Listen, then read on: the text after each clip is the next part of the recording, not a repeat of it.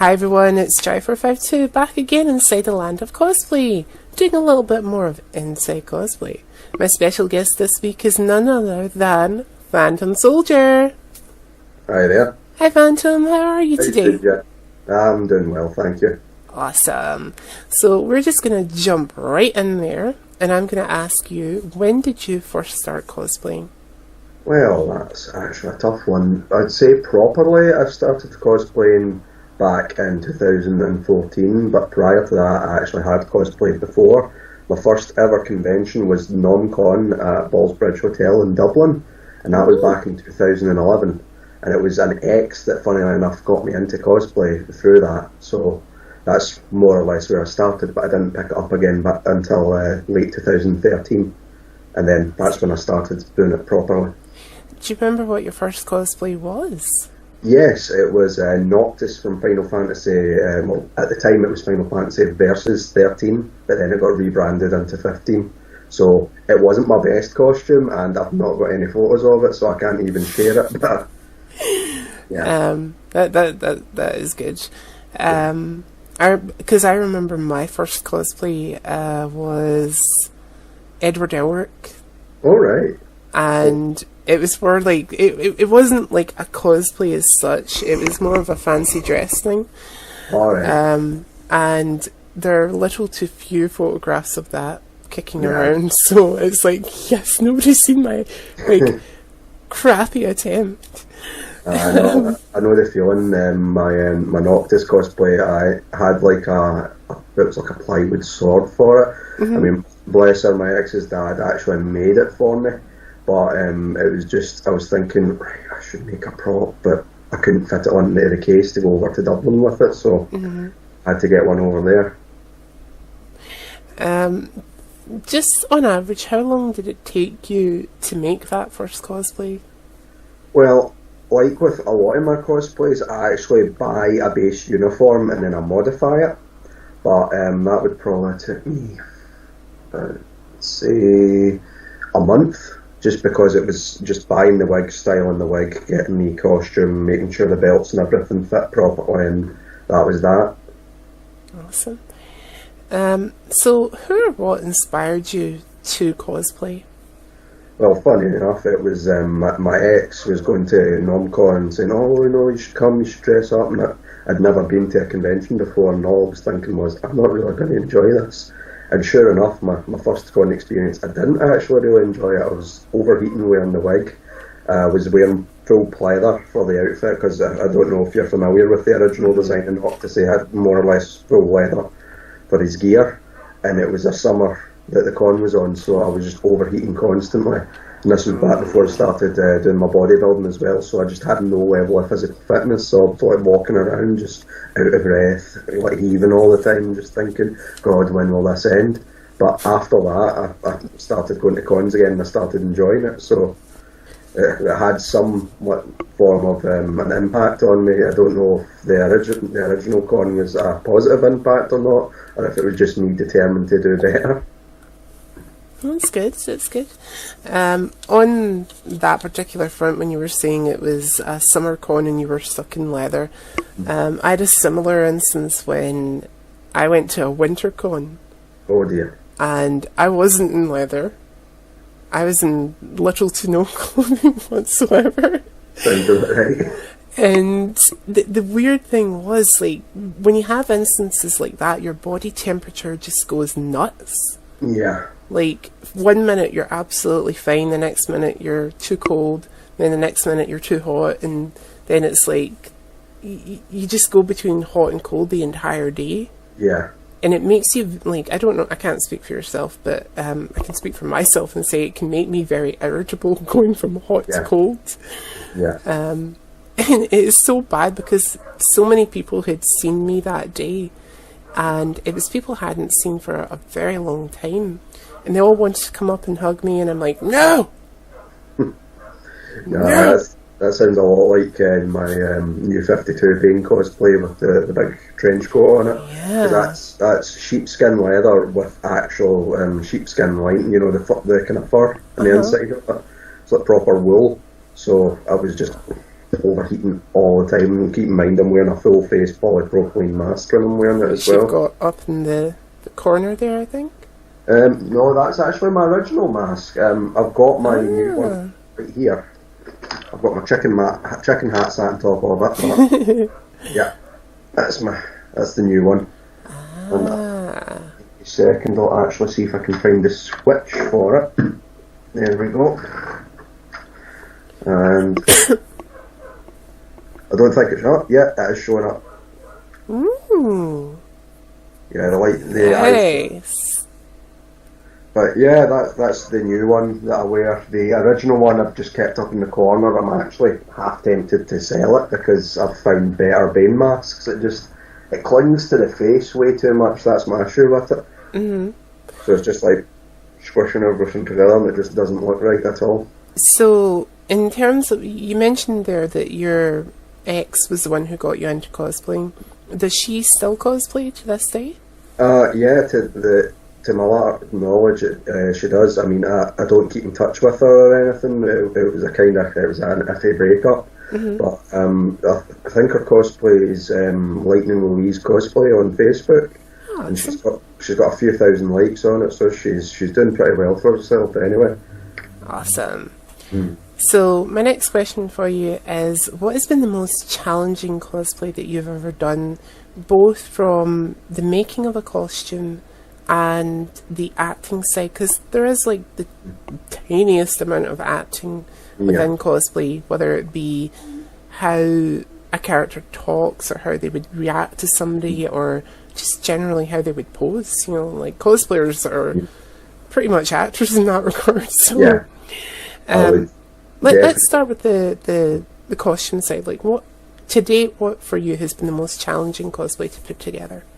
That's a tough one. I would say because of all the individual pieces, it would have to have been my Venom Snake cosplay. Mm-hmm. Because I ended up having to make the arm myself, and I hadn't ever made a proper arm prop before, so I had to learn all that from scratch. I mean, I'm still improving it. The arm's still in there, but I'm going to just constantly be improving it, hopefully move up to Warbler at one stage. But that consisted of me buying army fatigues, like reproduction army fatigues, reproduction army boots from the Vietnam era, getting a leather eye patch, and then you had the sport harness, which that's incredibly hard to find, funny enough. Mm-hmm. Because given the rules and regulations about harnesses, they have to be destroyed if they've been used, because they can be worn and put someone in danger if they're using them in a workplace. So I had to get a custom-made harness for it. And then I had the belt, the knife, the gun, well, one of the guns. I've got two for it. I've got a radio for it as well. I managed to get an old cassette player. It's meant to be a Sony, but the Sony in question is ludicrously expensive. It's the same one in Guardians of the Galaxy as well. So I actually said, you know, I'm just going to go for one similar that looks like it, and just hope for the best, because I don't want to be spending £300 on a prop and then it falling off the belt and smashing. So that, and oh yeah, I had the pouch on it too, a knee brace, and what else? I eventually got a flag added to it, big Diamond Dogs flag, but that was later on. So all in all, it took me about, I'd say, just about a year getting all the pieces put together for the original costume. And the original arm was actually 2 shin guards and a paintball glove all painted up. And after that, it was just more or less training, so I wasn't as large for it, because while Snake is muscular, he's not incredibly so I had to try and trim myself down. And then after that, it was more or less putting on all the gear and then crouch walking to try and get the poses correctly, because I've got to get used to wearing all this gear at the same time, because a lot of people have tried to hold all my gear when I took off the belts and the likes of it, and it's incredibly heavy, but I don't feel it, because once it's all on, I'm fine with it. You wouldn't tend to feel it if it was all on. Yeah, but when other people have been holding it, it's just been incredibly heavy for them, so It's just a matter of learning how to crouch walk and crawl and more or less pose with the gun for the right poses, etc. Make sure your finger's not on the trigger, have your trigger discipline sorted, and more or less just studying all the different ins and outs of like military techniques and the likes of it to make sure that I had it down pat. Okay. So definitely Snake. So, what has been the most? I'm going to ask you the same question again, except this time from an acting side. So, what has been the most challenging cosplay that you've done from an acting point of view to date? I would say it would have had to have been Bane, because you can't emote much wearing the mask. Yes. You can speak, but that's different from emoting, because it's a lot easier to portray what you're meaning through facial expressions and that. Mm-hmm. You've got to change your voice quite a bit when you're cosplaying Bane, because obviously it's muffled like that wearing the mask, and it's very hard for people to hear you, so you have to raise your voice as well, put a bit more bass into it, roll your R's, kind of like going to. I tend to do the Hispanic Bane, because I'm a huge fan of the comics. I don't like movie Bane. I like the character in the movie, but I hate his voice. So I tend to lean towards the original comics version. See, that's why when you're watching that particular Bane, that you just mute it. You know, mute the parts that Bane's on and put up the subtitles. You're fine. See, I didn't mind parts of his voice. Let's say if you've ever seen the original dub of that movie that came out in cinemas, they redubbed it for DVDs, etc. It sounds better because it sounds more natural. It sounds as if it's coming behind the mask, but you can tell it's been dubbed over when they've got the DVD versions. And like the one instance where that voice is actually threatening is during the first battle with spoilers if you've not seen The Dark Knight Rises. And how many years now? It was out 2012. Not seen a movie that's been out for 5 years. It's your own fault. But more or less, the first sequence where he fights Batman, he's actually quite intimidating in the scene where he's hiding in the shadows and he grabs him out of him. It's the only instance where that voice works for me. Other than that, it really doesn't work. Well, to be fair, Bane never really had a voice in the original movie that should never ever be named. Yeah, but Batman and Robin. Yeah, but we had the animated series Bane, and he was really good. Yeah, the original wasn't so much though, because they made him a Cuban mercenary. But then in season 2, they changed up the voice actor, and he was a lot more suave. I mean, that was the kind of. I mean, I've got it up here somewhere. It was a black mask design with the red eyes and the mouth exposed. For lack of a better word, it looked as if he was wearing a latex gimp mask. So, yeah. But the design was better than the original one anyway, because they more or less made him a stereotypical Hispanic mercenary.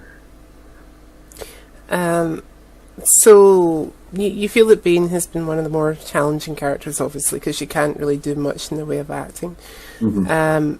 So that kind of really segues very nicely into my next question, which is, in your opinion, and in your opinion, what is the most difficult thing or character to cosplay as, in regards to both yourself, like what you would find very, very difficult to do, and to other people, like people who are just starting out in cosplay? So what is something that you would advise them not to try and do? Right, well... so let's start with other people first, obviously, because that's a slightly easier thing to do. So what would you advise other people not to do when they're just starting out in cosplay? Well, definitely don't set the bar too high, because you're going to spend forever trying to make a costume that, because you've not got the skills at that point in time, will not come together the way you want it. I know myself, I'm a perfectionist. I want everything to be perfect first time, and it never is. So more or less what I would advise against is picking characters that are overly complex, and picking characters that you might think look cool but you wouldn't identify with at all. Like you wouldn't think, oh, I like their mindset, etc. Or like, so if you don't think that about the character, don't be them, because if you're going to try and act like them, you're not going to portray them as well as you want to. Because like the likes of Negan, when I was him from The Walking Dead, I really enjoyed playing him because he just the actor playing him, Jeffrey Dean Morgan. This was prior to him actually starting as him, but he thoroughly enjoys the role. He's having fun when he does it, and that's how I was with Negan as well. I was being evil and loving it, but I generally don't like bad characters, but that's where I went with it. I was like, you know what, he's bad and he enjoys it, so just roll with the punches and roll with it. So definitely go with someone who you could identify with at first, and as you go on, obviously, if you develop the I'm not going to sound pretentious and say artistic eye, but I mean like watching like characters and being able to like pick out traits and go, oh, I could do that. Just getting their mannerisms down pat, then yeah, definitely go for it after the fact, but never for your first try. Definitely. So in regards to yourself, what in your opinion is the most difficult character or thing to cosplay as? I would say definitely villains, because you've got kids at cons, and kids are just absolutely lovely. They'll come up to you. I mean, I'm dressed head to toe in Bane most of the time, and kids who love Batman are going, Mum, it's Bane, and I can't be evil around them. I have to break character. There's no way I can stay in character around them, because if I was in staying in character, I would make them cry. Like there was an instance at Showmasters at Braehead. Yourself were at that as well. Yeah. I was walking down the main, the thoroughfare right before you enter the con. Yeah. There was a little kid seen me walking past, and she started crying when she seen the bright red eyes and everything. So I had to take off the mask and walk over to her and try and calm her down, because I felt that bad. But I love this character. Do you know, I can totally agree with that, in that sense that villains are sometimes slightly more difficult to play than heroes when you're cosplaying, and it reminds me of an interaction that I had that I hold so dear to my heart. First year cosplaying at the Braehead Arena in Glasgow. I was doing my classic Harley, which is the red jacket look, well, the red and black jacket look, and I was working like the floor of the con, because like I did my circuit when I wasn't in costume, and just kind of had a quick look at everything and said, right, okay, I can film here, here, and here when in costume. And when I went into costume, I was like I think I was one of only 4 male Harley Quinns there that day. Yeah. And I swear to God, like mine's was the most classic look out of the lot. Yeah. But I swear to God, I could not take 5 steps when I was in costume without people stopping me for photographs and such likes. Which is what kind of happened, because I got to, like, from one Funko Pop store to the other on the other end, because there was a lot of Funko Pops there that year for some reason. So I got from one store to another, and I hear this young kid just shouting, "Harley!" in the background, and I'm like, please let that be another Harley. You know, I'm just like, please let that be another Harley. This young kid, it must have only been about 5, maybe 6 years old, races down the hall at me, like completely just races down the hall, and he's so excited to see me, and he's like, Harley, can I get a picture?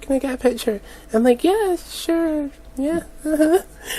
And I see the parent just kind of like walking along behind them, and I posed for them, and I had to bend down next to him because I'm 5'7", maybe 5'6" ish. Yeah. So I'm bending down next to this kid, and he just kind of like slightly grabs me in a hug while getting the picture taken, and we pose and find picture taken, and I start to get back up, and he grabs me by the hand, and he says to me, "Now I need to tell you something." And I'm like, oh crap. You know, because I didn't know where this kid was going with this. And he said to me, "Now you go and tell Batman if the Joker hurts you again." And I'm like, huh? That's lovely for a wee kid to say. And the worst of it was, like, initially, you think, oh, right, okay, no problem, same character, be like, yes, yes. But it scared me later on in the day because I was like, that kid is only like, what, 5, 6 years old? And they've understood the concept of what they do with Harley and Joker's relationship in the animated series. That is scary. At that age, should not be reading the comic. I don't think he was reading the comics, but the sheer fact that he's understood, or somebody's went and explained to him what that was, scared the living... That's bad. That scared the living hell out of me. But the funnier thing was, later on in that day, I was getting a picture taken with a Joker, seeing the same kid, and the Joker was kind of like, obviously fake, choking me, and he just kind of went at the Joker, and I'm like, no, just he's just kidding on. He's not choking me, I promise. But I hold that very dear to my heart as well at the same time because it was just so sweet. Yeah. Okay, speaking of Comic-Cons, there are 2 types of Comic-Cons that we can go to throughout the year. There's your big, flashy, once-a-year ones. Yep. Like your Brayhead MCMs or Film and Comic-Cons or whatever. And your smaller, more local ones that happen like every month, every 2 months. I don't know. Like the big Glasgow comic page one, yeah. Yeah. So, which out of the 2 do you prefer going to? Do you like the big once-a-year ones, the smaller, more local ones, or do you like a blend of the 2? Well, there was one that I used to go to. It's finished now. They stopped doing it after about 15 years. It was Eticon in Dublin, and it was yearly, but it wasn't like run by like the likes of MCM or a commission or that. It was a group of college, uni students at the time. But, I mean, I might be misquoting that, so if that's wrong, like obviously forgive me if I'm wrong, but it was like more or less a group of people came together and says, right, we want to arrange a con. And then they started it small, and it got bigger, and it got bigger, and eventually they got the rights to have it at Croke Park over in Dublin. And it was a massive like anime con, like I mean not like say MCM or that where like you have 30,000 people etc. But Rycon, no sorry, not Rycon. There's that many cons. Eticon was about, I think it was like 6,000, 7,000 people went to it. Like for the space it was in, it was really big. But the fact was, it was very like homely because you had the hotel across the street, and for the past 2 years, like before the con finished, I actually started going to that hotel, and all the con goers were in that hotel, so everybody would like switch from room to room to see one another. And then at night we would go back over to Croke Park because there was a bar downstairs. And we'd go downstairs to the bar and just have drinks and have a laugh, and then like stagger across the road drunk and go back to the hotel. So that I enjoyed that aspect of it because it was like a perfect combination of the 2. But it was only a yearly thing. But I do like the local ones now because I originally wasn't part of the Scots con scene. It was more the Irish con scene because I have 2 exes from Ireland, one from the south and one from the north. And the second one had me going to Eticon with her, so I went, alright, you know what, I'll go with you. It was her that got me to my first Eticon, and after that, after obviously the con stopped, I was like, right, well, there's only a few Irish cons I can go to now. I'll maybe start getting into the Scots con scene, and since then I do really like the comic page cons, because it gives you a good buffer between like the bigger cons. Like you don't need to rush to make a costume for them. You can use a pre-existing one for it, maybe an unfinished one that's almost finished, and you want to kind of debut it a bit. Then they're perfect for it because it's not as massive an event, and you can just kind of relax at it. So a good balance of the 2, I would say. I like. I like a good balance of the 2 myself, and that's simply because. I lean towards the smaller cons a little bit more because you do get more of an opportunity to talk to people. Yeah. Whereas at a larger con, you're not really getting that opportunity because I always feel that the larger cons suffer from what I like to refer to as a New York minute. Yeah. Which is like too many people. Yeah, You see somebody that you know, you say hello, nice costume, and then goodbye. yeah, that's more or less that. You know, and it's like, yeah, hi. You know, hence the reason for a New York minute. You know, Yeah, and people who live in New York, you can hate me all you want for that, but it's the truth. it's true. You know, like it's I personally think it might be worse over in American Comic Cons because they have them like every weekend. Yeah, they have them for 4 days as well, quite a lot. Yeah, like a friend of mine is actually off at a Comic Con as we speak over in America for 4 days, I think. I was like, how do you do it? Jesus. Like 4 days? That would drive me insane. Yeah. But when it comes to Comic Cons in general, what is one of the, oh, sorry. In your opinion, again, what are the best and worst things? So 3 of the best and 3 of the worst things that a new cosplayer can do when they're getting ready to do any type of cosplay event, be it big or small. Okay, right. Well, best things are have some sort of bag on you with like drinks, etc. in it, because if you're going to be in a cosplay that's going to have you overheating, you're going to have doing nothing but go to drink stalls all the time. So at least have a bottle prepared at first, so you can like just cool down, and then when that goes, go and buy another one. You need something at hand, more or less, to drink all the time because you're going to be dehydrating otherwise. I mean, I'm one of the worst for it. Like the night before a con, which brings me to my second point: try and get a good night's sleep. Because you're going to be excited for the con. You're like, oh, yeah, cons in the morning, I can't wait. And because of how tired you are and how excited you are, your stomach might be churning in the morning. And that's my third point as well. Like this is a combination of the 2 points. So make sure you get a good sleep. If you can't get a good sleep, then try and nap throughout the day if you can get a chance. I wouldn't do it at the con because you maybe get stuff stolen. But definitely, if you have like a friend who has like a hotel room or that nearby, just ask, like, look, could I crash there for a couple of hours at least, just get your energy back. But the third point being, make sure you're properly fed, because I mean, one of the worst things to do is to go into a con malnourished and tired, because that's where con flu starts. Everybody's immune system's just that weakened because they haven't been eating, they haven't been sleeping properly, they've been up for ages getting their costumes ready, they're walking around dehydrated. It's basically making them a breeding ground for all these different like bugs and that going around, and that's where con flu arises from. I mean, I got it last time at MCM, and that was, I actually think that was to do with the free Rockstar stall. That's a wee bonus point there. Don't go to the free Rockstar stalls. You're going to end up buying like 4 cans, and your stomach's just going to hate you forever. But yeah, just make sure you're nice and healthy for your con. So that's your 3. That's your 3. Make sure you do them. Things not to do though. I'm sorry, was it 3 of each, was it? 3 of each, yeah. 3 the best things to do when you're going, and 3 the worst things. So 3 things that you really shouldn't do. Alright, here we go. Right, I'm going to quite enjoy this. What you shouldn't do is go unwashed, because cons stink. Like, no offence to everybody that goes to cons, but there is a ton of you that don't wash properly.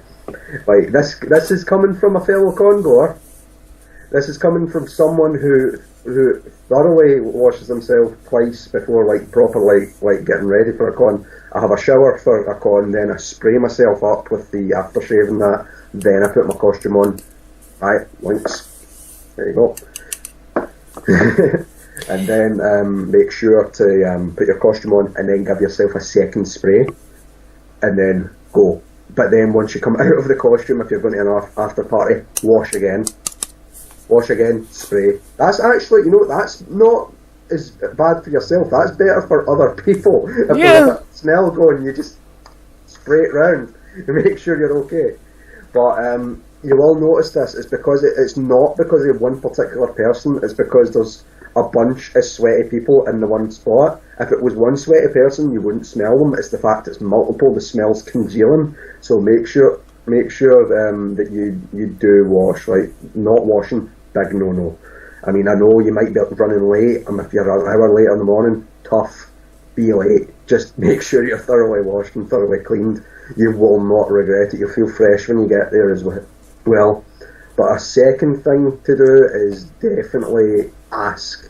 Definitely don't do this. Sorry, I keep forgetting we're on the don't points right now. But don't just take photos without asking. It's one of the worst things you can do. It's incredibly annoying. Like, if, say, I'm sitting down about to have something to eat and I just hear turn round, someone's taking a picture of me eating a hot dog with my mask halfway up my face. It's like, I'm having a break. Could you please just wait, Definitely. please? Ask me. I actually had someone get really ratty with me over that at MCM, my first ever MCM. I was dressed as Corvo from Dishonored. I had the hood and the mask and everything, and I was just about to have something to eat, and I had the mask on, everything off, just about to eat. I couldn't pester you for a photo, and I was like, well, I've got my hands full here. I need something to eat. He goes, oh, fine then, I'll get someone else. And I says, well, you're not getting me at all then. I said, fine, go away. I'm really, I'm upfront and I'm quite forward about things like that. Someone's aggressive to me, I will just tell them, no, you're not getting a photo, and if they try and take one, I'm telling security. But definitely don't do that, because you'll have a lot of people stressed out. Like, if it was the opposite way around, I could have turned and snapped at him, even asking, going, no, because I'm hungry and the likes of it. So definitely ask, just be tactful and say, sorry, I couldn't trouble you for a photo, and most of us will say, no, not at all, that's fine. And that brings me to my third point as well. Photo sniping is one of the worst things you can do as well. A lot of photographers take a lot of time to set up poses and have people stood a certain way, have the lighting hitting them a certain way, and for you to jump in and just take that photo, it's like you're taking their work. Rude. Yeah, because they've got you in the position they want you, because a lot of, like, we've got two photographers that took pictures of me at the last con I was at the Trades Hall, was Wolf McLeod, Wolf McLeod and Anthony Curley. Anthony Curley only recently started doing con photos, and he's amazing for lighting. Wolf is amazing for catching the essence of the characters and the poses, but I still can't get over Anthony's lighting effects, because he doesn't alter anything. He's just saying, right, no, you stand here, right, no, that's perfect, takes the picture, and the light's just hitting you. Yeah. If Anthony's the same person that I'm thinking, Hairy Monster? No, that's Wolf McLeod. Right. Well, Wolf has got this amazing, artistic drive when it comes to taking photographs, because he's done pictures of me before in the past, and there's this one that is I think it's my icon for my YouTube channel, oddly enough, that he did, that even when you just look at the original photo, which I'll show you after we're done, the lighting in it just looks so amazing. Yeah. And you wouldn't believe it was actually taken inside the Brayhead Arena. Yeah. His edits it's just fantastic. so great. Like, he definitely knows how to pose a picture, and definitely knows to edit, post.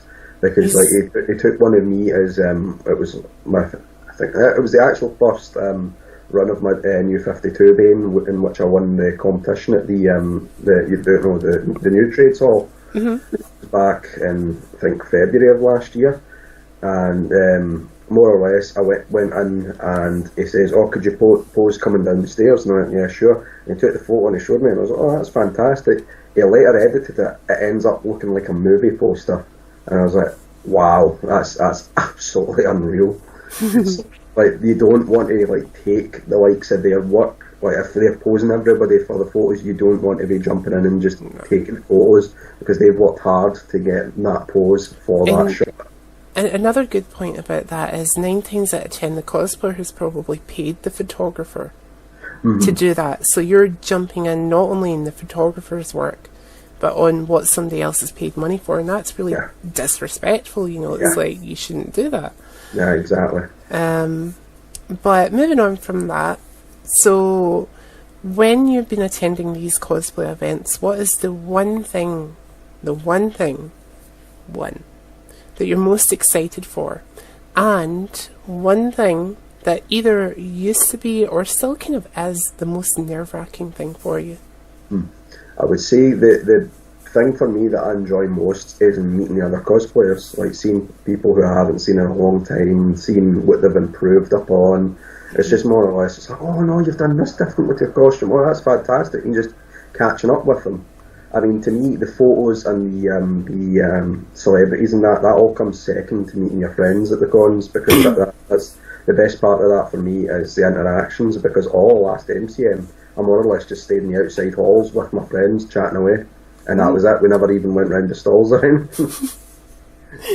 So, it's just an excuse to meet up and dress up for me, and that's the best part about it for it.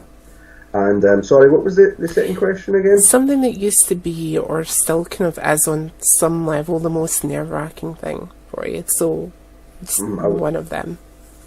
I'm trying to think now. It used to be, because I used to deal with bad anxiety, was the people who got right up in your face about stuff. I used to be really like on edge about that, and now I'm more so just kind of like not get out of my face. I'm very upfront about stuff like that. If I find they're being aggressive or they're being too over the top, it's like, yeah, a lot of people don't understand space, like boundaries, etc. Just like, oh, come here, like they're not even asking for a hug, they're just going for a hug, and you're like, no, don't want one.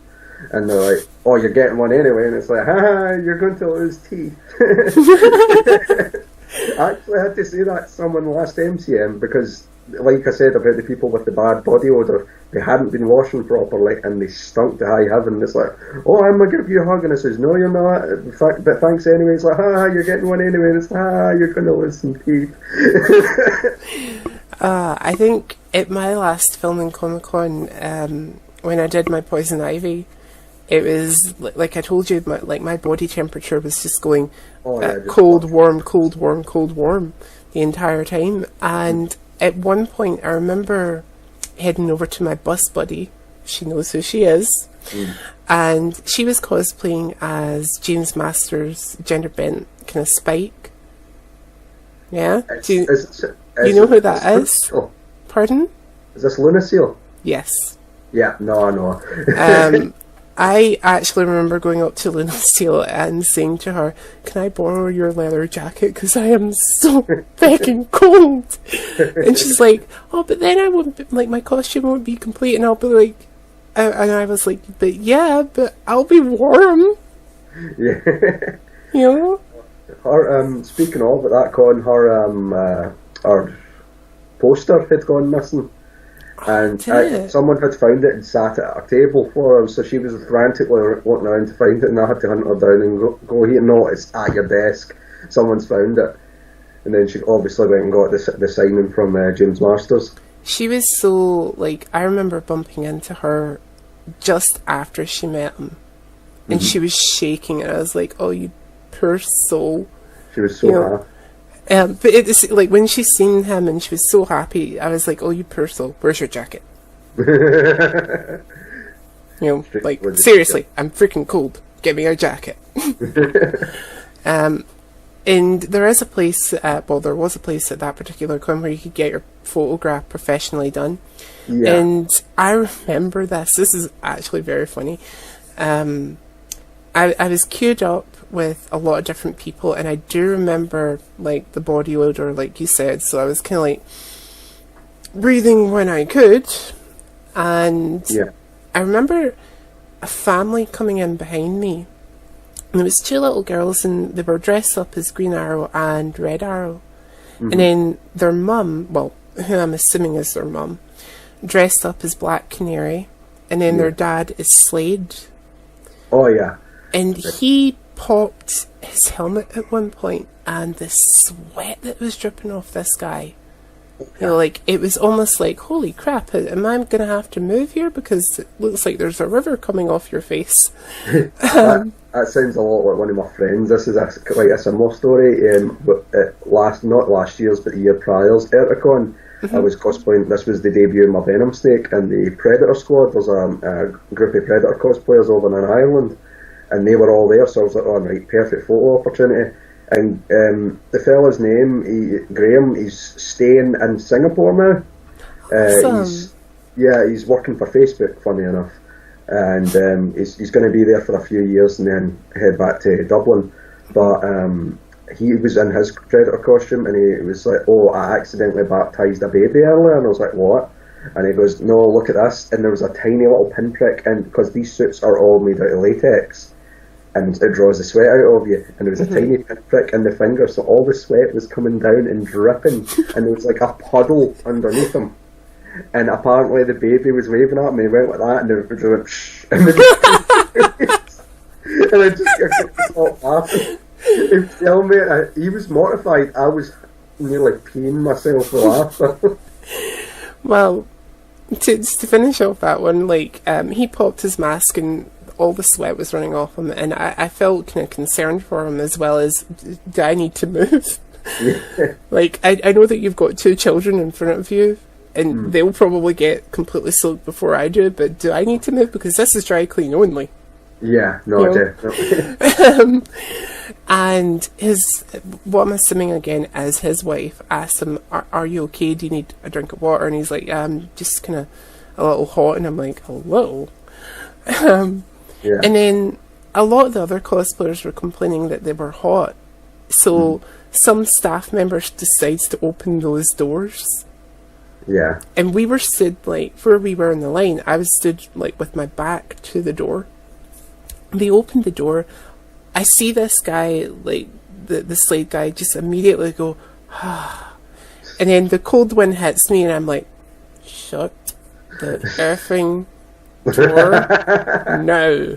You know, and I'm literally like this, like, my body's so tensed up, and I'm like, shut the effing door. And then I was like, that's fine, right? They got the chance to cool off, and then I got called up to take my photograph.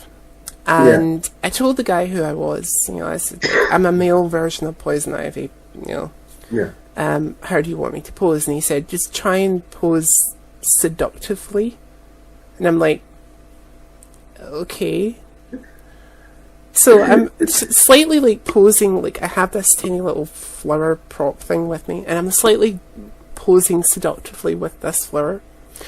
And somebody opens the doors again. The cold air just comes rushing and hits me. My body just goes frigid, like, completely frigid. And I'm like, I just immediately said, "Stop! No, it's too cold." And he's like, I know, I'm sorry." And I'm like, "No, it's not your fault. Somebody else opened the door. Blame them. Kill them." And he just immediately starts shouting, "Can we shut the door, please? He's cold." And I'm like, "I'm very, very cold." So that can happen.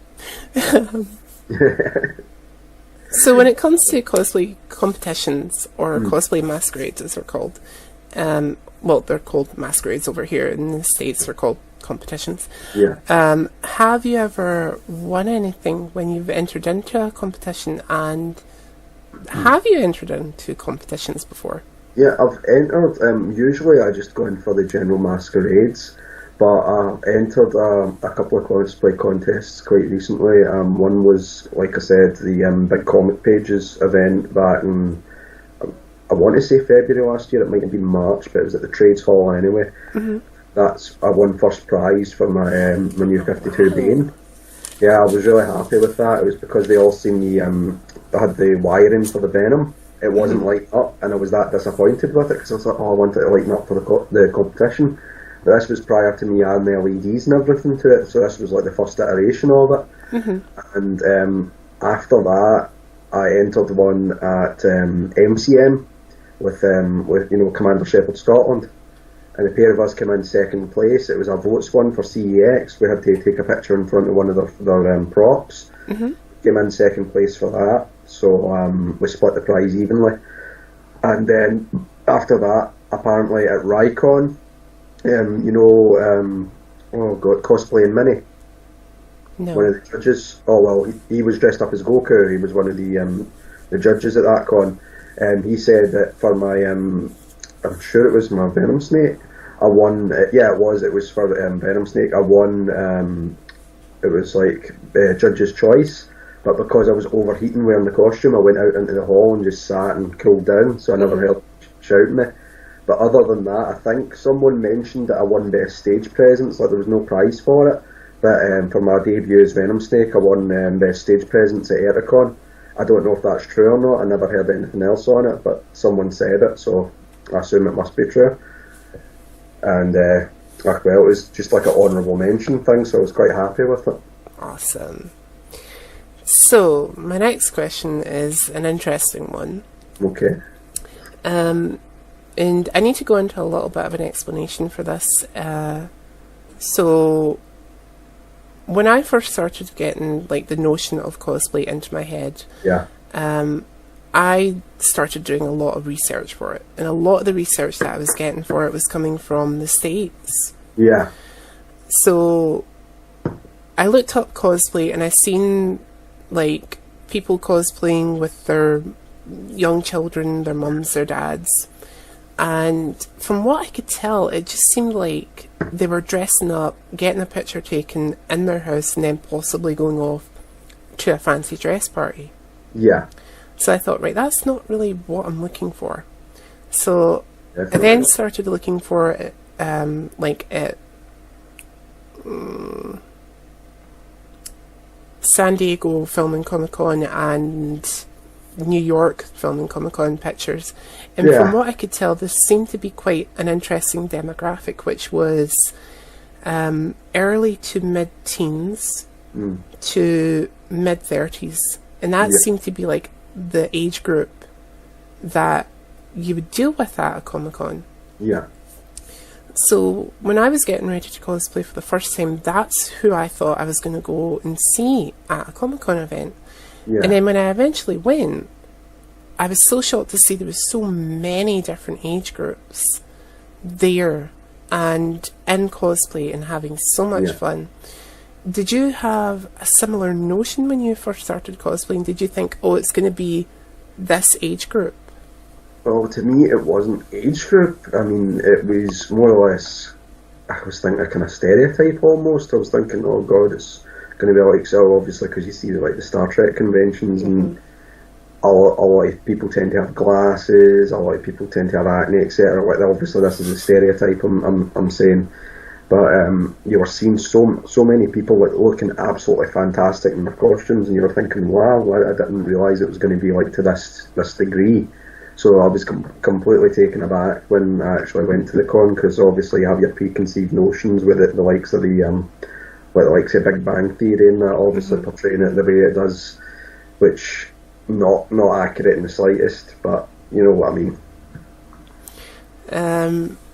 So when it comes to your cosplays, do you tend to aim them at any specific age group, or is it just something that you always really want to do? Like, you think, oh, I like that character, I'm going to do that character regardless.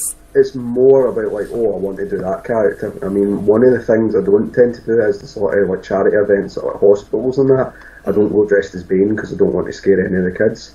But a lot of kids actually like come up to me at cons whilst I'm dressed as Bane in this black mask, full black body gear and everything with the green lights, and they're coming up and going, oh, it's Bane, it's Bane. So it's like 50-50. You're either going to get kids who are going to scream and hate it, or kids are going to absolutely love it.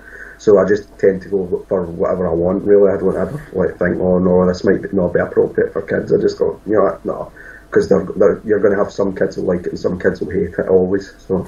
You mentioned the charity event, going into hospitals and such likes. When you get asked to do something like that, do you get told which character to cosplay as, or do you pick one that you think the kids will gravitate towards? Well, so far I've only done the one event, and that was for the one at Johnston. That was me and Batman and Cumbernauld. The pair of us went as well, a few friends too, and I went as my original Bane with the old mask and everything, and that was because I didn't really have anything else I could go as, but mostly they ask for, let's say, certain heroes, etc., and I purely went as Bane because I'm thinking if Batman's there, Bane could be the villain for him to fight, for the kids to go, yeah, let's just kind of cheer on. So I thought it'd be good for them to obviously like, cheer on Batman beating up a villain or something. So that was what I was aiming for with that. If they gave you like a theme and said, right, we want you to do a Disney character, would that be something that you'd be a little bit apprehensive of, or would you just go for it full force? A little bit. I mean, purely because I would have to wear a wig again, and I'm not a big fan of wigs because I've got a high body temperature anyway, so I have a tendency to overheat very quickly. So if I went for Disney characters, it'd be along the likes of like Gaston or Clayton from Tarzan. As being both hunters, etc. It's easy enough for me to wear. I've got the body type, etc. for it. But for Gaston again, I would have to wear a big black wig for it, and I'd have to shave. So it's kind of it puts me off for it. We will be right back, guys. And we're back. So you feel that you would be apprehensive about doing a Disney character in general, and I can understand that. If I ever got approached to do something like that, I wouldn't know where to begin. I'd be like, just scrambling the brain trying to think who to be. I would probably go as Woody because he seems like the easiest character to do. Just like hat, cowboy suit, I'm good to go. Oh, well. One of the I'm trying to think here. One of the other ones I would probably do is like a humanised version of Scar or something. But again, that's going to be tough to do because you need to have an idea how to do that. For that in particular, what I would advise anybody who, and this is just a general tip here, anybody who is looking to do like a humanised version of the Lion King characters,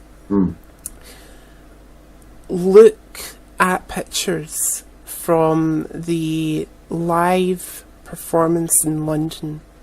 You know, because the London did a Broadway show of it. Look at how the Broadway show people do it.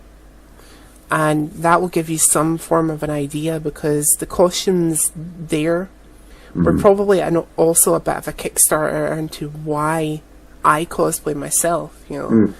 And I dare say that will be the case for some other people as well. Because those costumes are just no problem. What's that? Because those costumes are just so amazing. You know, they're very, very detailed, and the masks that they wear, like the lions' heads, actually sit on their head. You know, it's like probably part of a headset that they wear, but it's just so detailed, and you can still see their faces very clearly. So it's really good for emoting as well. But yeah, if you ever end up doing a Lion King kind of thing, head with the eyes showing through it and everything, yeah. No, it's more like it sits on here like a like head. The bottom of the mask would probably come to about just the top of their forehead, and then it's like a full lion's kind of head after that. Because my idea for Scar was to have like the actual lion's mask coming down over the eyes, eyes through it, and have like the teeth coming down there, and then obviously like wear fake fangs for the actual teeth. And just have my face all painted up in like different kind of like war paints, etc. Maybe have like have the scar coming off of the mask and actually onto my face. So I'd have it indented using rigid collodion. Nice. So yeah, that would be something that I would advise anybody who's doing that kind of like Disney related kind of thing. If they ever get told, "Oh, we need you to do this," you know, look at that. If you ever pick Lion King. So my next question for you is about the dreaded props. Alright. So I quite like these ones, so I'll have that box ready. Don't worry. Okay. Camera. Right here. There's 1, 2, okay, right. Ready. There we go. So props for me fall into 2 categories, and then 3 subcategories, and then a different question altogether. So the 2 categories are: it can go to a Comic-Con. Second category is it only goes to a photo shoot. And then the 3 subcategories are: This prop is nice and small. It goes in my pocket and I'm good to go. Yeah. This prop is medium sized and will annoy me if I'm having to carry it around for 7 hours. Yeah. And holy crap, this prop is so big it kills me just like taking it out the front door. Now, keeping those 3 categories in mind, which props are you more inclined to take with you when you're going to a Comic-Con event? Well, I don't tend to take the big ones often. I've got a Gatling gun that I use for my Blaine Cooper cosplay from Predator, that I also used for my Bane cosplay at Rycon. But I actually made an ammo belt for it recently that attached to an ammo box, but the clips had come off of that, so I'm going to have to modify that to stick on. And it was sitting alright, it was sitting like decent, and it was easy enough to carry, but when it started falling apart it was just such a pain to lug around. It's not heavy, it was just awkward because there was so much to it. But the likes of, if I'm going to cons, I tend to take the likes of these just prop guns that I tend to paint up. Medium sized ones that have holsters. This one I actually have a holster for it, so it's either going to go over the back or into the leg. So I've got that, the likes of my handguns as well. Got a lot of holsters for them. Most recently in my Punisher cosplay, I had 2 holsters either side on my chest. I had a sling for my rifle. I had a holster on my belt for a M9 Beretta. I had a silenced Beretta with it, and a Desert Eagle on my right leg. And that's going to go from those holsters to adding one to across my chest, one on a backpack for a rocket launcher if I can get a hold of it, and one on my left ankle as a backup pistol. It's funny you should mention the rocket launcher, because that friend that I was telling you about earlier, Yeah. he is actually working with a rocket launcher today. Oh dear. He made one and he's going to be carrying it around with him today, and I remember him telling me that last night, and I was like, good luck. Just, good luck. That sounds as if it's going to So you tend to take when it comes to going to a Comic-Con event, you obviously, it depends on the costume that you're doing, what props you take, but you tend to stick between it's nice and small and can go in a pocket or backpack, and the medium-sized ones. So when it comes to a photo shoot, are you more inclined to take the bigger, holy crap, it's killing me just getting it out the door type of props? Well, I'm actually yet to be to a proper photo shoot. Usually my photo shoots are at cons. So I would say, like, I'm going to be doing an X-Men one eventually, because there's an X-Men group being arranged, and hopefully I'll be able to do Colossus. So luckily I won't actually need any props, because it'll all just be on me. Hopefully I'll have like a shirt of some kind painted up silver for the sleeves. It'll be skin tight, so I'm not having to paint up my arms all the time, but I will have to do my face up with the silver paint. So it'll just be more or less all the props on me, and the only proper prop I could think of, it would probably be the contact lenses, because I'm going to need white contacts for it. Awesome. Good luck with the white contact lenses, because if they're the kind of contact lenses that I'm thinking, those are a bitch. Is it the mesh ones? Yeah. No, oh crap, what were they called? They had them in the original Evil Dead movies. Oh, right, no, because people can't see out of them, can they? Well, it's not that they can't see out them, it's you can only wear them for like an hour at a time. Yeah, no, the ones I'm getting, it's like, they're like the regular ones, but they cover the people as well. There's a mesh, so you can see through it. Okay. Okay, so props in general can be a bit of a nuisance. Yeah. And just 1 second and I'll grab the prop that I always find being a bit of a nuisance. Yeah. But while I'm doing that, when it comes to props, do you buy them ready-made, B, buy them in and customize them to your needs, or C, make them from scratch? All of the above. I All do. of the above. Awesome. All depends on if I see a prop and I'm like, oh, I really want that. I'll buy it. Or if the likes of this used to be orange. The shotgun used to be orange and blue. This would be good for Punisher. And I don't know if you're familiar with Lobo at all. I'm familiar with Lobo. I love Lobo to bits. He's like the funniest guy ever in DC Comics. I'm going to be cosplaying the main man to MCM on the first day. So this is going to be part of my Lobo props. If I see you as Lobo, I will run up to you and be like, Lobo! I'm already like enjoying like practicing for him, like just tongue out and everything all the time, always smiling. I'm gonna have the hook as well. I actually found a prop, which funny enough is a bought prop, but I'm gonna spray it up with fake blood, etc., make it look kind of more grungy. I'm going to have that wrapped around my waist and have one of the chains wrapped around my arm holding onto the hook. But yeah, like I said, I tend to gotta ask with the Lobo one. And we're totally discussing this at the wrong time, but that's okay. Screw it. My show. Can do whatever I want on it, my show. But will you be dreadlocks Lobo or no? You might enjoy this one. It's going to be the long hair, yeah, but I'm going to have like a warrior's braid at a part of it. Oh, wow. I'm trying to get help off of Emma getting rings in the hair as well. Try and have like an Indian feather coming off it. Basically, he's taking like bits and pieces of all these different like tribal warrior cultures and that, and just kind of putting them on. So I'll have a couple of dreadlocks. Please get people to take tons of pictures of you, because I so want to see that. I'm going to have a cowboy hat on as well. Because Lobo. Yeah, I'm getting a straw cowboy hat, or a black one. And that was because a friend of mine, Nightmare, well, I say a friend of mine, he's an acquaintance, a friend of a friend, Nightmare Cosplay. He did a version of Lobo with that hat, and I was like, oh, that looks really cool, I want to try and do something like that. And I actually asked him if that'd be alright, and he's like, no, you don't even need to ask.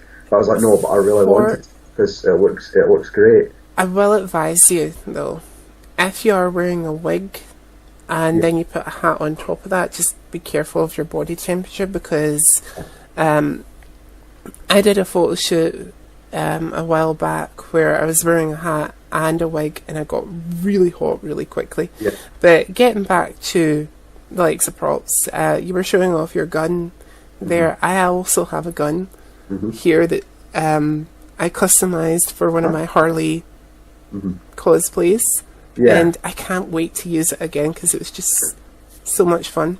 Yeah. And then I have the red one as well, because red and black. Not a problem. Yeah. These two props, I have to admit, when you're customizing a gun, they are so easy to customize. Yeah, you can do whatever you want. If you have the like the right paint colors and such, like, so easy to customize. Yeah. Like, I always think it's so funny that these two toy guns started life as the blue color. Yeah. You know, and now they're these red and black.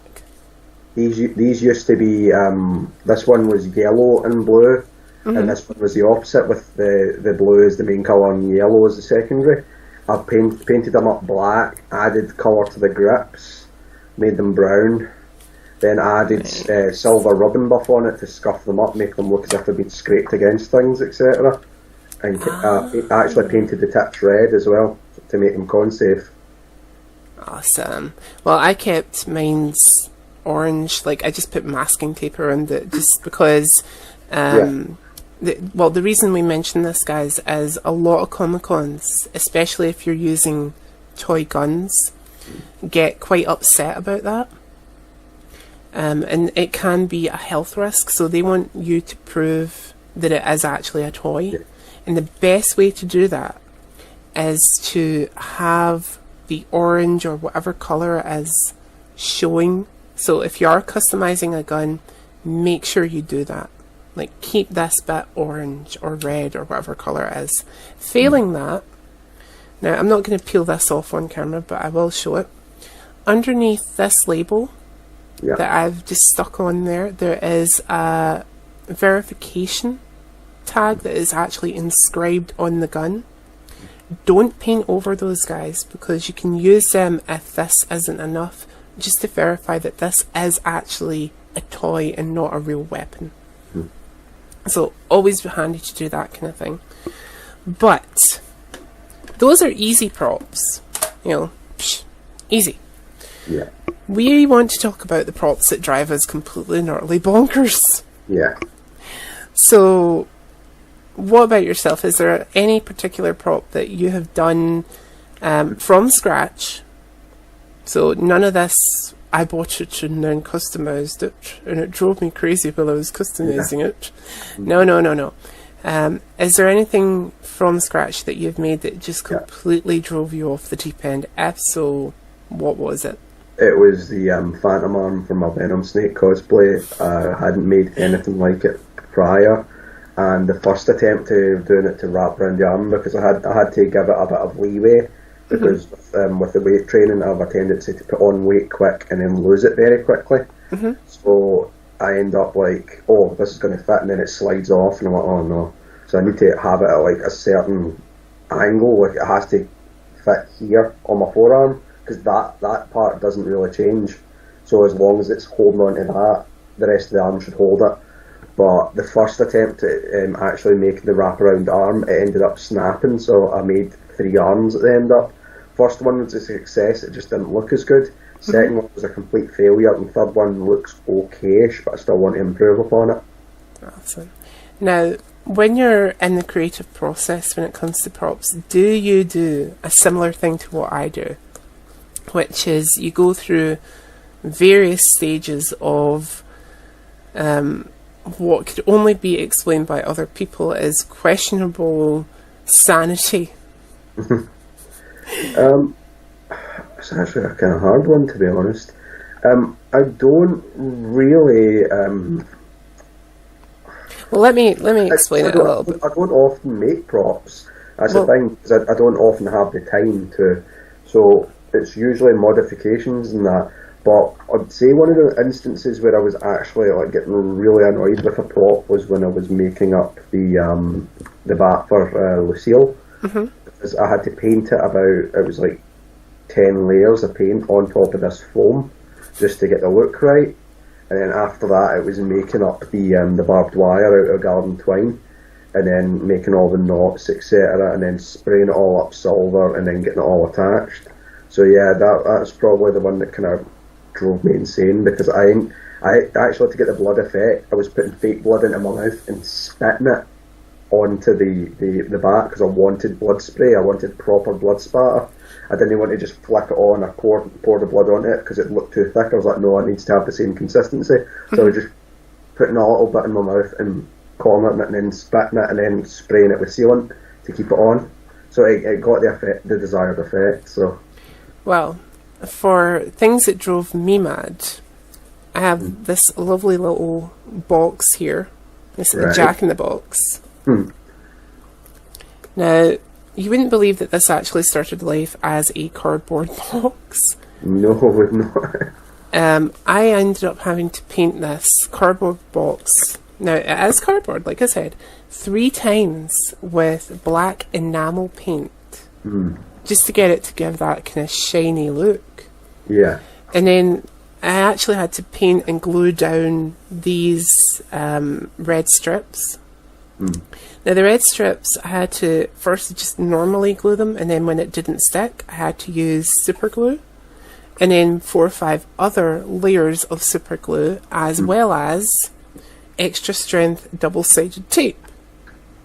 And in certain parts, like even right now as I'm looking at it, I can see little gaps where it's trying to like pop off, and I'm like, ugh. But this box drove me crazy. I went through stages of talking to it, like in front of other people, and like saying, "Why are you not working, box? Why are you not working? Come on, box, you can work. We'll be friends if you do." And then I eventually got to the stage where I'm swearing at the box, threatening it with violence. So I went through the stages of pain with that. And then the next part of it was the actual jack that sits on the top of it. Yeah, I went through hell with this guy. To the point where I was like, nope, the hell with this. I am going down to enlist aid from my aunt, who helped me get the rest of it done. And it's like, I love my aunt for that, because then I didn't have to do it. And I have to admit, in the photo shoot that I did with it, it looks fantastic. I'm so happy with it. And I'm so happy that I don't have to actually deal with it. It's a finished prop now. Yay, finished prop. But yeah, props like that drive you mad. For the love of God, people look online. You know, go to the forums, go to the YouTubes. You know, there is somebody out there who's sharing the same pain you are. God, you're going to love this, by the way.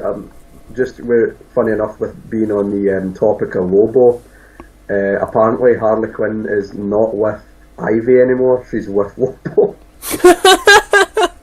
MGM's going to be fun. There's Harleys everywhere, and it's like, oh, the main man can't choose. I have that cigar hanging out my mouth, twiddling the shotgun. It's like, ooh, me man's gonna have some fun tonight. So, oh, that's fantastic. Moving away from props, I want to ask you, what opportunities has cosplay opened up for you away from doing like Bane and various other kind of cosplays? Like, so for instance, some people mention, oh, I got the opportunity to go to my local hospital and perform for kids, or I've had the opportunity to get a modelling career out of it, or a photography career, or whatever. Has cosplay opened up any opportunities like that for you? Or is there any particular one that you would like to see like to see it open up for you? Well, there was one that was supposed to have opened up for me, but I've not heard anything back on it. I've asked to sign up to a extras agency when I was at Glasgow Comic Con last year, but I've not heard anything from them ever since. I've signed up for it, had the pictures taken, etc., but nothing ever since. So, I mean, that's open to me, but again, nothing's came of it, so... Well, hopefully there'll be something about that in the future. And like you did mention, you did get the opportunity to go into a local hospital as Bane and perform for some children. So just to clarify, that was actually it was for a children's hospice, but it wasn't actually at the hospital. Okay. No, it was like a local sports centre. It was happening. Oh, awesome. I would have liked to have gone as a character. Like if I do go to a hospital as any character, I'm hoping that it'll be as Chris Hemsworth's Thor. Ah, right. The Ragnarok version of Thor, funny enough, has short hair now. So I was originally going to do Thor the Unworthy from the comics because he has short hair. So rather than that, I'm going to do the Ragnarok version because it'll be more noticeable. I'm sorry. It's funny that you should mention Thor, because last night when I was doing a podcast with a couple of friends, we spoke about Thor. And it was actually me that brought it up, because I was mentioning a story with another friend. In order to find out what it was I was saying, check out the podcast that went up, I want to say the 31st of May, 31st of last month. Yeah, because I'm not entirely sure when this interview will go up, so check around the end of March, beginning of April, guys, for that particular podcast. I was just basically saying that I would find it very, very difficult to play as Thor in one of the video games that I play, Smite, because I would be constantly giggling to myself. Because I remember when the first Thor movie came out, you had Chris Hemsworth with his long luxurious blonde hair, and some people did like silly videos on the internet of him just swishing his hair about. Yeah. And then they would put up L'Oreal because he's worth it. And that's why I could never play Thor, like in a video game, because I would just be constantly giggling to myself. Yeah. And it's like the type of video game it is. It's like it's a MOBA, so you're literally going up against other players, and I'd be literally just giggling every time. Like if I played as Thor and killed someone, I'd just be like, because I'm worth it, because I'm worth it. You know, and it wouldn't happen. And they do you know what they did? The absolute gits. They we posted funny videos of Thor in television ads. Yeah. And then I had to BRB for 1 minute, and I kind of left the area. And when I came back, there was this message of Thor with the L'Oreal advert, and it's just his face surrounded by hair, and I just immediately started laughing. I was like, "You gits! How dare you! How dare you do this to me?" But it happens. So, okay, so we're getting quite close to the end here. So I'm going to ask you, what is your next cosplay? So I'm going to ask you for 3 cosplays. One that you are doing at your next event. Yep. One that you're in the process of making. Mm-hmm. And one that you're only really thinking about that might appear sometime towards the end of the year. So correct. Who, first and foremost, are you going to be at your next Comic-Con event?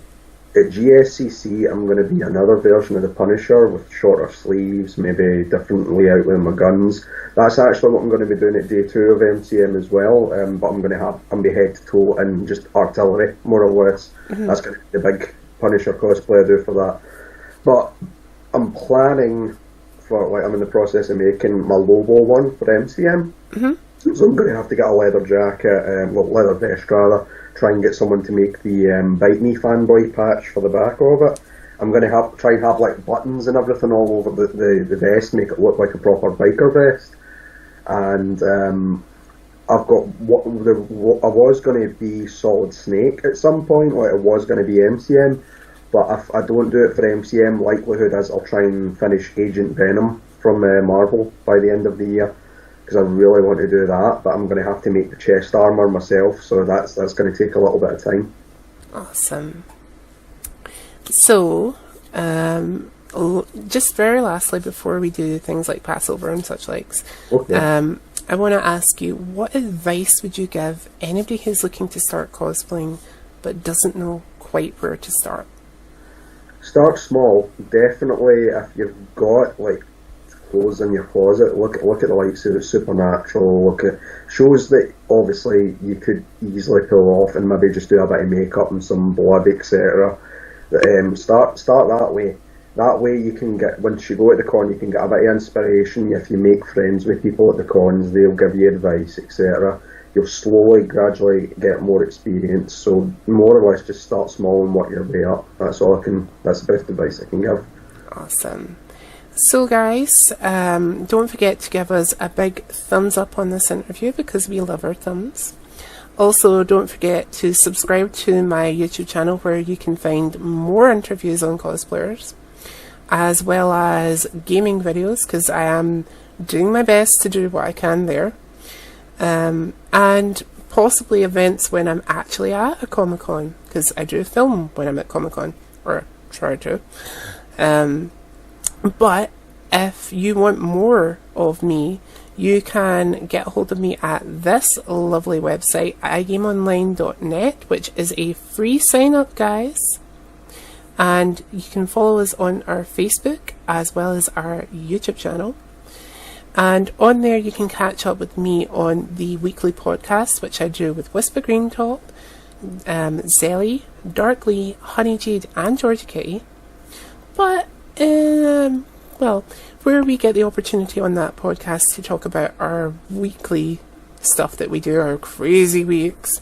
But if that's not really your kind of cup of tea, you can join us on our tabletop sessions. Now, there are 2 shows currently running. One of them being the Dragon Lance, which is presented by introduced, I should say, by the voice of God, Morgan Freeman. Yeah, Morgan Freeman. Morgan, oh my God, Freeman. And the other, which I think roughly by about the summer we should be kind of, well, I don't know. The other one being our Lord of the Rings tabletop session, where you can catch up with Dylan Trask, Zabi, Estelle, Theo, Malwyn, and Olwe, and Nostriel, just to name a few, and see what kind of adventures they're having in Middle-earth. Although, if tabletop again is not your thing and you still want more of me, you can join me on the TV Drop, where I'm joined with the wonderful BVS, where we get the opportunity to talk about a week's worth of TV shows like Supernatural, like Arrow, Gotham, the lot. There is something there for everybody. However, if you do want more cosplay stuff, you can catch up with these lovely people, Any UK, where you can catch up with Kofi Kicks, Alpha Betty, and Little Rascal, and see what Comic Cons they're going to, what cosplays they're doing, and possibly get advice from them. But if you have a question for either myself or Phantom Soldier, don't forget to put it in the comment section. I think it's like maybe down there. Do you see that comment section down there, Phantom? Like, just right below me. Just down there. Feel free to leave us a question, and both myself and Phantom will do our very, very best to answer the question as quickly as we can. Failing that, though, if there's a question that you don't really want to put in public forum, Phantom is hopefully now going to give us some places that we can get a hold of him if we have any further questions. So, Phantom, where can we get a hold of you if there's any further questions? You can get a hold of me via my Facebook page, Phantom Soldier. That's facebook.com/The Venom Soldier, as Phantom Soldier wasn't allowed on the address bar for some reason. But other than that, I have my Twitter, again, just Phantom Soldier. That's at VanGeistVidya on twitter.com. So you'll be able to find me no problem. It'll be my cosplay photos on it. And more or less, that's just where I have casual chats and more or less muck about. But on Facebook, if you have more in-depth questions and the likes of it, I can answer you via my page. Awesome. And I do believe that we can get a hold of you on the Commanders Initiative as well. Yes, of course. The Commanders Initiative is a page that myself, Commander Shepherd Scotland, set up. We have 4 admins now. Little Red Rose Cosplay, Nicolette, more or less Nicolette Actress is our Facebook page, as she does acting as well as cosplay. Mm-hmm. And it's Phantom Soldier for myself and Commander Shepherd Scotland for Commander Shepherd. And we more or less help with various things in the cosplay community. It doesn't need to be specific to the cosplay community, but it's more or less, this is like a kind of gateway for people with these kind of interests to get in and get help with the likes of depression, with self-image problems. Maybe they even need help with cosplay, they just need a hand with something. It's more or less a help service. So It's something we've set up to try and help others. So don't worry, guys, if you didn't catch any of those links. The links that we have provided will be in the description below, so check them out. And please do go and check out not only iGame, but the Commanders Initiative page as well. So unfortunately, though, that is all the time we have for today. I've been Jai452. Phantom Soldier has been Phantom Soldier. This has been Inside Cosplay, and we will be back again with another interview really soon. Bye, guys.